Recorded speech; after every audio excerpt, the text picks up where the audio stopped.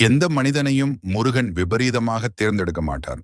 தெய்வ அருள் யார் மீது விழுகிறதோ அவரின் வாழ்க்கையின் ஒரு கட்டத்தில் ஒரு தெய்வீக மாற்றம் நடக்க ஆரம்பிக்கும். அந்த மாற்றத்திற்கு பின்னாலே பல காரணங்கள் இருக்கும். இன்று முருகன் உன்னை தேர்ந்தெடுத்ததற்கான முக்கிய 10 டிவைன் காரணங்களை நீங்கள் அறிந்து கொள்ளப் போகிறீர்கள். உன் மனம் இயற்கையாக நல்லதை விரும்புகிறது. முருகன் ஆறுமுகன், ஆரம், அன்பு, ஒழுக்கம். நீ ஒருவர் கஷ்டப்படுவதை பார்த்தால் மனம் வலிக்கிறது என்று நினைக்கிறாய்.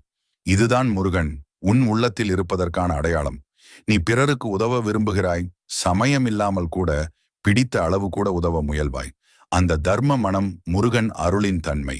உன் மனம் தூய்மையாக இருக்கிறது. நீ யாருக்கும் தீமை நினைப்பதில்லை. உள்ளத்தில் தூய்மை உள்ளது. இந்த தூய்மையே முருகன் அருளை இழுக்கும் காந்தம். துன்பத்தை அமைதியாக தாங்குகிறாய். பிரச்சனைகள் வந்தாலும் உள்ளத்தில் நம்பிக்கை விடுவதில்லை. இந்த சமயத்தில் அமைதி முருகன் தரும் தைரியம்.